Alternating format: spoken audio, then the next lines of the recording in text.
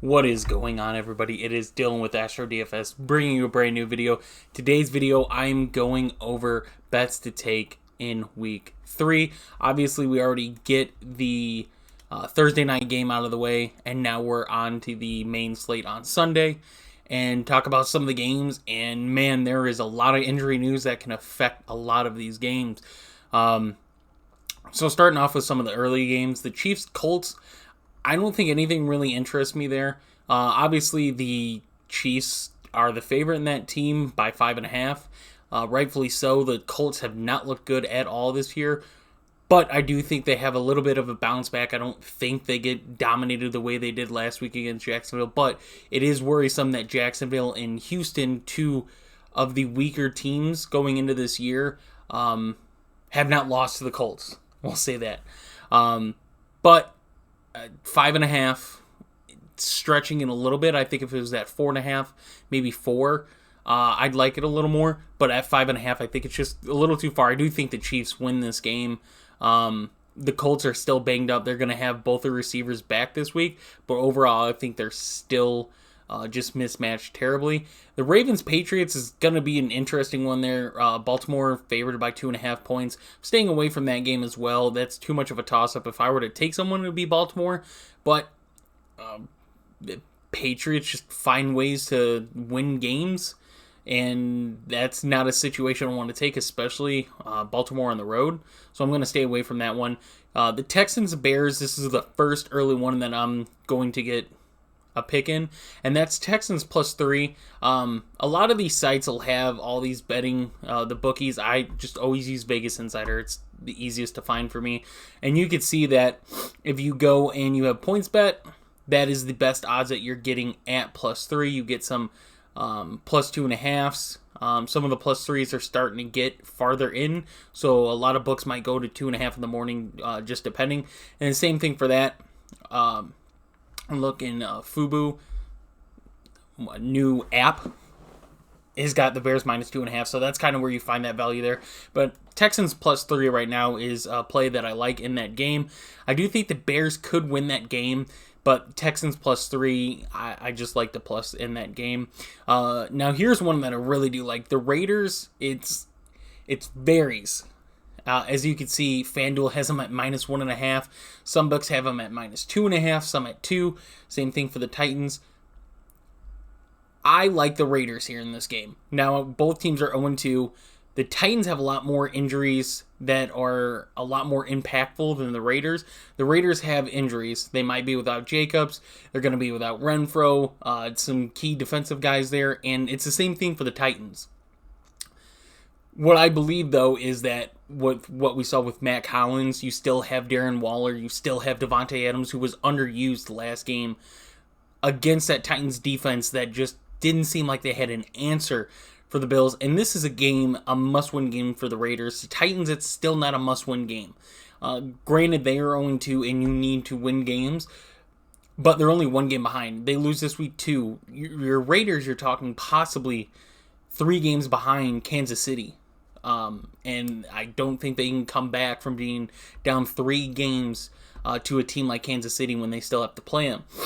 So Vegas, at whatever you could get it at, -2.5, -1.5, -2, any of those I'm taking. That is a team that I really like in this game and see for the win. The next 2 games, we're not going to talk the spread.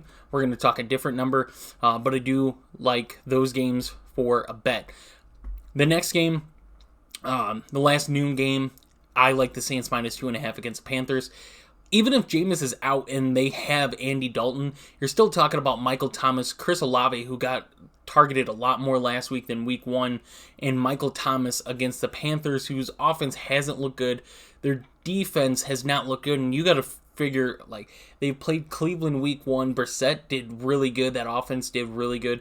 Last week they played the Giants are somehow 2-0. They shouldn't be. But the Panthers were close against the Giants. You're talking about probably the best offense and I'd say second best defense that they've seen so far. Being at home is an advantage, but the Saints -2.5 is where I'm at in that game right now. If you would have asked me earlier in the week, I had Jacksonville. I couldn't place the bet, though. I was going off of Justin Herbert possibly not playing and Chase Daniel being the quarterback. They were at +7 a majority of the week that you see. They opened at +10.5. That's probably going through last week, but they're all the way to +3. Some books have 3.5, which is crazy.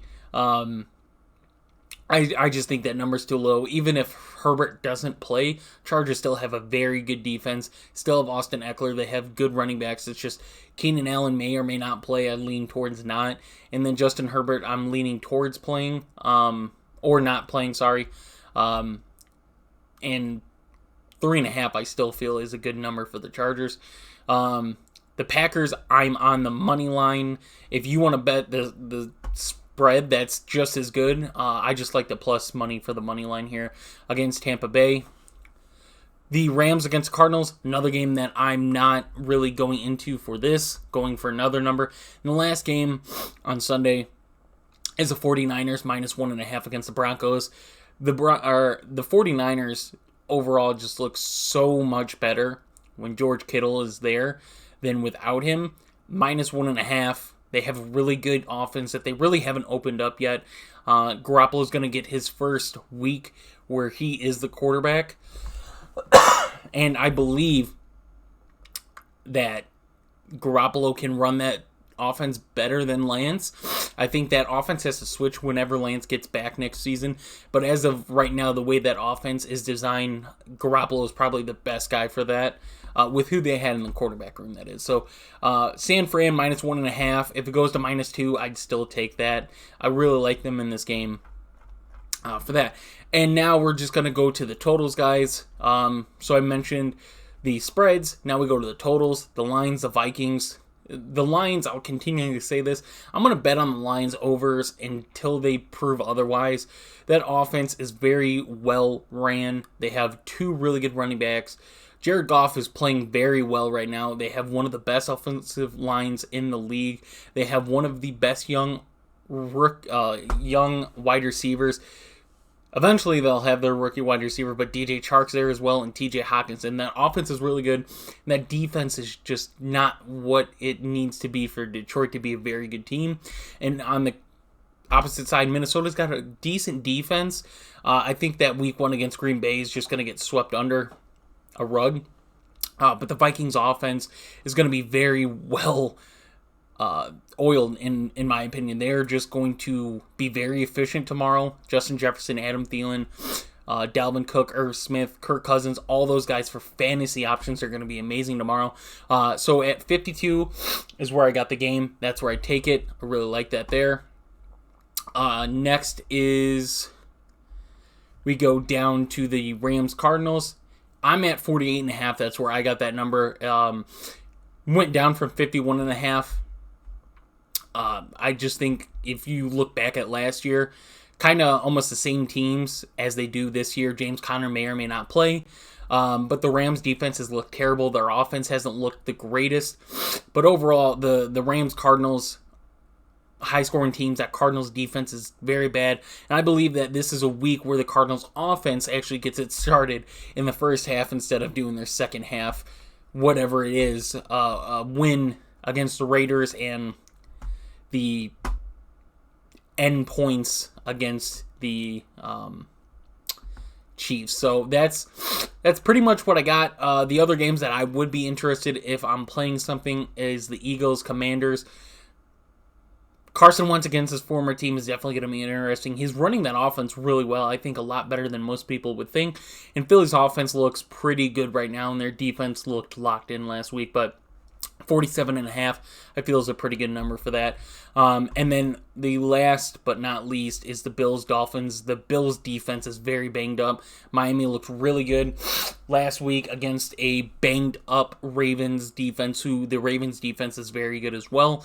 And then Buffalo's offense looks almost unstoppable. So that is my plays for tomorrow, guys. I hope you guys did enjoy. If you want to join our Discord where I give away bets, props, and we do DFS, redraft, all that stuff, click the link in the description. Hope you guys have a great day.